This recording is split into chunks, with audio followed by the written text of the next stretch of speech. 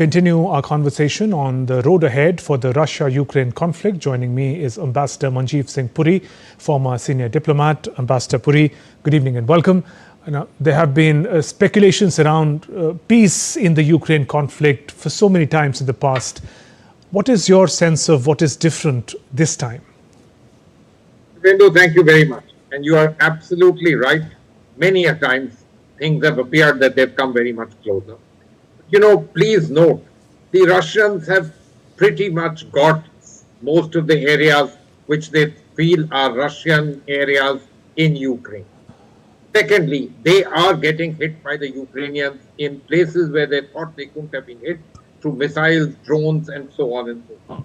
They've had to curtail their Victory Day parade this time because of the fear of Putin. Having been to Russia on several occasions in the last few years, I can, of course, say that, they're weathering the storm. It's not that there's the kind of collapse which one talks about in Western news channels and so on. But fact is that these issues of drones, etc., are known. In fact, I can share with you that on 2 occasions on a flight to Moscow, there were delays because they were clearing the airspace from drones. Having said all this, let me make one point. And this is an interesting one, which I just want to leave for all your viewers. Has it something to do with Mr. Trump's visit to China? Has it something to do with the fact that the Chinese seem to be those one major country, which seems to have an influence both in the Ukraine context on Russia, and Mr. Trump has the kind of influence on President Zelenskyy and the Ukrainians, no matter the Europeans, and on the other hand, in terms of Iran and what could happen there. So is this some degree of all of that, a certain amount of pressure from the Chinese that, look, we've supported you, we've been there, but try and see if you can strike a deal. Let's get this over with.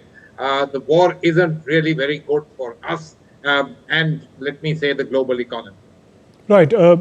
Any truce talks, Ambassador, invariably brings us to an agreement. Now, issues of Ukraine's territorial integrity, NATO's expansion have been the key sticking points to negotiations in the past. Now, can peace be achieved if the two adversaries continue with their maximalist approach? Very difficult, and obviously the answers can't be maximalist.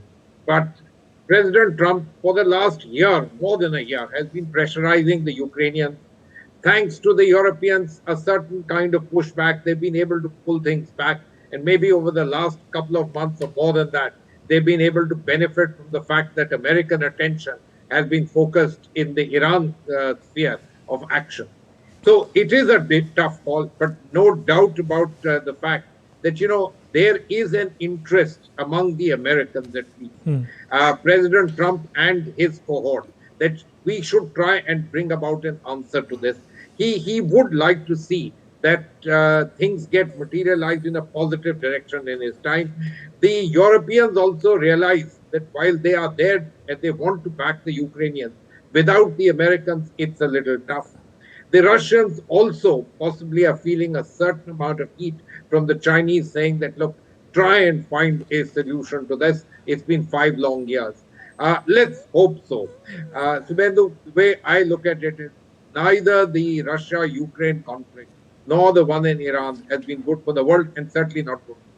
And if we can find some ways of dialing this down, frankly, even though it is China, a country that one can't say is a country there for global good, they're there for themselves, it doesn't matter, it's good for the world. Ambassador, what you said about Europe draws attention to this interesting posturing by President Putin. He continues to compliment the Trump administration for what it's doing to bring about peace and sidelining the EU. Is he capitalizing on the cracks in the Western NATO alliances? Well, there's absolutely no doubt. These are there for people to see. Let me say this, the Europeans, the British, starting with the British, but the rest of the Europeans too, have tried to keep these to the minimum. They've tried to go along with the Americans to the extent they can, but every now and then something or the other happens which makes President Trump do something which makes life difficult for the Europeans. Look at those tariffs on European vehicles, which is just unleashed. Literally a day after King Charles visited United States of America. Yes, he is lost in Viktor Orban, a great champion for the US way of doing things. So, all of these particular things, if you see, despite European interests, the fact is that they know that they need the Americans for military support and their real fear and apprehension against the Russians. They are very hesitant on upsetting that apple cart. And this is something that the Americans and President Trump is playing on. He is absolutely clear. Maybe to him it doesn't really make a difference. But the fact is that to them it makes a difference. And so, therefore, President Putin also sees this apparently. And to the extent he can make a little bit out of it, maybe he's also trying to do exactly the same thing. But as I said, it is my view that this visit of the US president to China may just have something to do with all of this, and the position in terms of what the US and China may come around together. As I said, may. There's absolutely no guarantee. The US president is mercurial and his ways are only known to him.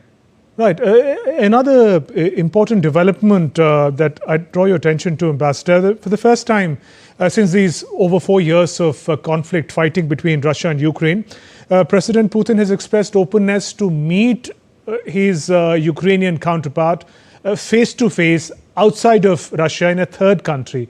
How could Zelenskyy approach this offer? President Putin has always balked at this. Zelenskyy, if you remember, 2 years back was willing to meet President Putin. So, it's very easy for us to say that he should take the offer. It's very difficult for him to say no to the offer because he'll be pressurized to take this particular offer. The question is, what is it that he'd be able to achieve? And domestically, please note, President Zelenskyy, while he may be having a lot of support in his country, does have to keep on ensuring to the people in his own country that in some ways or the other, he hasn't cowed out. They know what is happening. But the fact is that he has to be able to play his cards. He's managed this somehow or the other with European support, but a degree of dexterity also on his part. Remember what happened in the very early days of 2025 when he first went to the White House and where things have come till now. He's managed, he's staved off, he's shown Ukrainian metal being able to attack using missiles and drones deep inside Russia. He's managed a lot of that. As I said, he's managed. The other side has quantity and numbers on its side. And frankly, with Mr. Trump's continuing pressure that strike a deal, do something or the other, it might just be extremely difficult. And he may perhaps have no choice but to say, I'll meet you provided that the kind of demands that you will make will be demands which respect Ukrainian sovereignty, etc. That's what you need to say when you go in for a meeting. But sir, in the short term, does Zelenskyy have the backing of Europe? There are 2 points, of course. The change of government in Hungary and that veto vote removed, that was a hurdle. And it appears that it's also an existential question for the European Union to have a say in this conflict. So both these put together, does Zelenskyy have at least some more time, bargaining time, if I may use that phrase, in this conflict? Mr. Bendu, it's a very, very good question. Excellent question. Look, the Europeans want to support Ukraine. In some senses, they and their usual polity post Second World War sees the Ukrainians as an important or maybe the last border. And so, therefore, they want to ensure that Ukraine remains and there remains this major buffer between them and Russia because they've been brought up on the thinking that the Russians are aggressors and they in some senses covet European lifestyle, the countries, the geography, etc. Now, this having been the case, the fact of the matter is they would, of course, like to have a say. You remember when it came to the meetings soon after Alaska, etc., where they were not even in the room. And of course, they were briefed by President Trump thereafter. They obviously don't like the idea. Will they be in the room? Seems unlikely. Have they got something? They've been able to buy time. They've been able to move things forward. They've achieved some degree of, let me say, the Americans willing to bat for the Ukrainians a little bit. Far more than what it was when President Trump started his second term. So let's see how all of this works out. If in Beijing the contours of that meeting turn out to be good, and they also signal that look, President Trump is a man of peace. Let him get the peace that he wants, and we will support him in getting the peace. And I think it will be difficult. Oh, on the Iranian side, that side, as well as on the Ukrainian side for the Russians to truly hold up. Ambassador, finally, you made a fascinating link between President Trump's visit to Beijing and the implications for this conflict. But just to also understand, does the conflict in West Asia also have a bearing on what's happening in Ukraine and vice versa? Well, I've tried to link this because I'm trying to see, what would be the ways in which we try and find a way forward. Now, I don't really think President Zelenskyy has been touring all the West Asian capitals, if you don't mind my saying so, to say me also.